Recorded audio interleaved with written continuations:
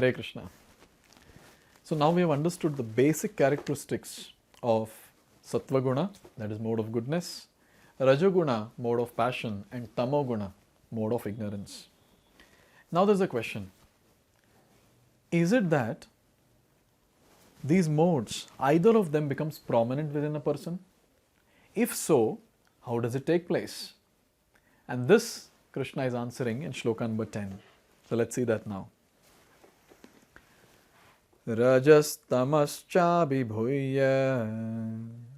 Sattvam bhavati bharata Rajah sattvam tamaschaiva Tamaha sattvam rajastatha. So here Krishna is saying, O son of Bharat, O Bharata, Rajas tamas cha abhibhuya sattvam bhavati. So mode of goodness becomes prominent, sattvam bhavati, by doing what? Abhibhuya, that is surpassing or defeating Rajaha and Tamaha, that is mode of passion and mode of goodness, mode of ignorance. So mode of goodness becomes prominent by defeating passion and ignorance. And then it is said, Rajaha sattvam tamaschaiva. And the mode of passion becomes prominent by defeating Sattva Guna, that is mode of goodness, and Tamoguna, mode of ignorance. And Tamaha sattvam rajastatha. And similarly, Tamaha, ignorance, becomes prominent in defeating Sattva Guna, that is mode of goodness, and Rajoguna, that is mode of passion. So this is how one mode becomes prominent within a person. So Sattva Guna, it becomes prominent sometimes Rajoguna becomes prominent, sometimes Tamoguna becomes prominent. Here it is said that when the mode of passion is prominent, the modes of goodness and ignorance are defeated. When mode of goodness is prominent, passion and ignorance are defeated. And when the mode of ignorance is prominent, passion and goodness are defeated. Can we imagine all this is happening with us every moment? Every moment there's a huge politics that is going on in our life. And there is a war that is going on between these three modes. And we understand here that one wins. And the person who is actually succumbed to that particular mode will behave in that particular way, according to the characteristics of the modes. Here it is said, this competition is always going on. So suppose there's a question that is there any way or is there any time when this fight doesn't take place? No. Always, at every moment this fight is going on and one takes over. Therefore, one who is actually intent on advancing in Krishna consciousness has to transcend these three modes.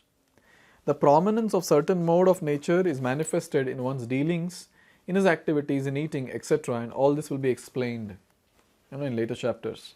See, it's a very important point to note when we are practicing devotional service. Somehow, when the mode of ignorance and passion they take over, the person will not be able to focus much on devotional service. Because if suppose we are in mode of passion or mode of ignorance, all that will be reflected in our day-to-day activities. So it's very important that we strive our best at least to come to mode of goodness. And from mode of goodness, we transcend to the higher modes. Here it is said, but if one wants, he can develop by practice the mode of goodness and thus defeat the modes of ignorance and passion. One can similarly develop the mode of passion and defeat goodness and ignorance, or one can develop the mode of ignorance and defeat goodness and passion. See, it's all about association. Karanam guna sangasya sad asad yoni janmasu. It's all about which mode we are coming in touch with.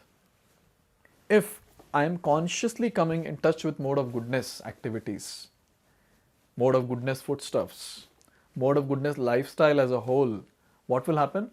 For most of the time, mode of goodness will be prominent in my life. And I'll be able to do various things in mode of goodness, because in mode of goodness, the knowledge aspect is really great. And there's a sense of satisfaction also. So, if I want to get into passion, yes, by the association one can easily get into passion. Why is it that in the current day and age, that is the modern age, why is it that everyone or most of the people are very, very passionate? Because association is like that. Everything around is all pulling a person towards passion. And when it comes to ignorance, Again, same thing. Suppose we want to get into ignorance, simple, get into association of ignorance aspect. Like, for example, to sleep at night we need ignorance. So what do? Purposely, we switch off all the lights, entire place is quiet, and then we get onto the bed. So now at that time what is happening? We are getting into ignorance. And since we are in ignorance, one of the characteristics of ignorance is sleep. This is how the person sleeps. So it's all about with what we are associating with. If we are associating with something which is in mode of goodness, that will pull us to mode of goodness, and similarly it will happen with other two.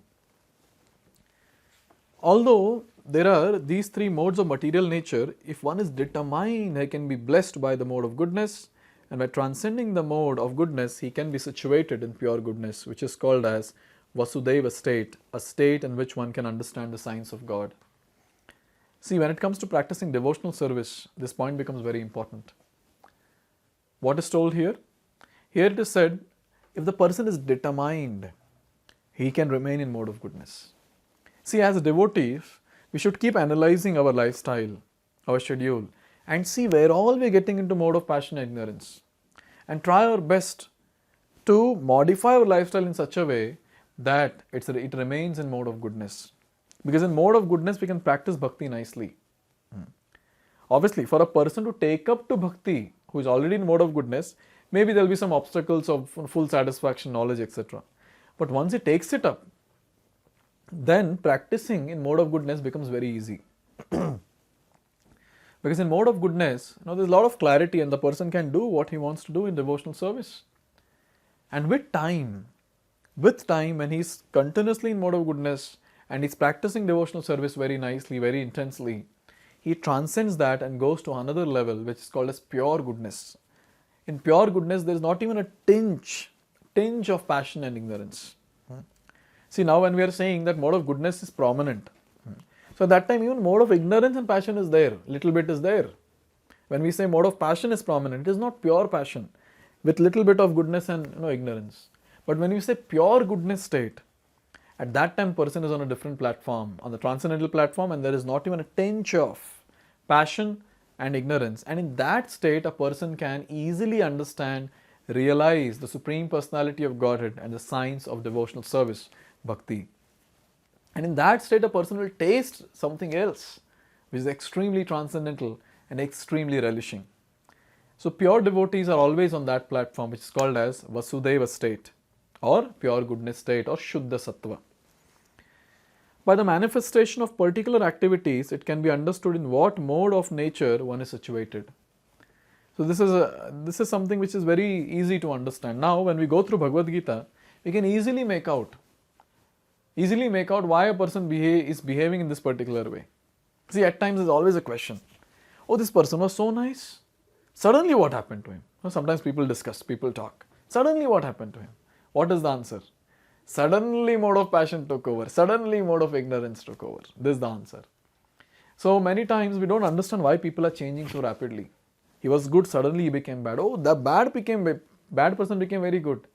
Actually, in human form of life, one thing we need to understand is, we cannot title a person, stamp a person saying he's always good, he's always bad. When will the three modes of material nature change in proportion? We will never get to know. When the mode of goodness is acting, now I think it will be very clear for all of us. When the mode of goodness is acting, the person will behave very nicely. And suddenly, when that person comes in touch with the mode of passion or ignorance objects or persons, the same person, now mode of passion will start leading and his behavior will become something different. And after some time, if you suppose his consciousness degrades and gets into mode of ignorance, he will be completely different.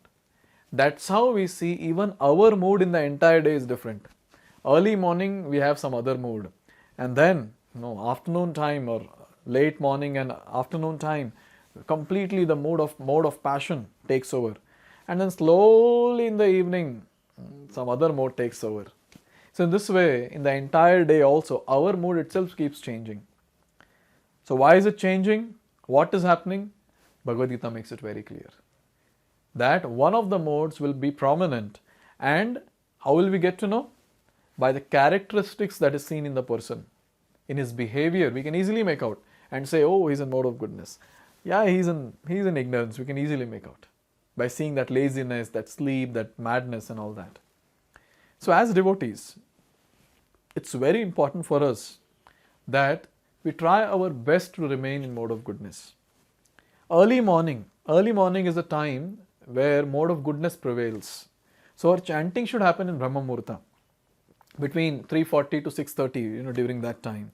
So, when we chant in Brahma Muhurta, our chanting will be very nice, we'll be able to focus very nicely. And slowly, when the day starts, other modes, when they take over, there'll be lots of thought process, and because of that, we'll not be able to focus on chanting.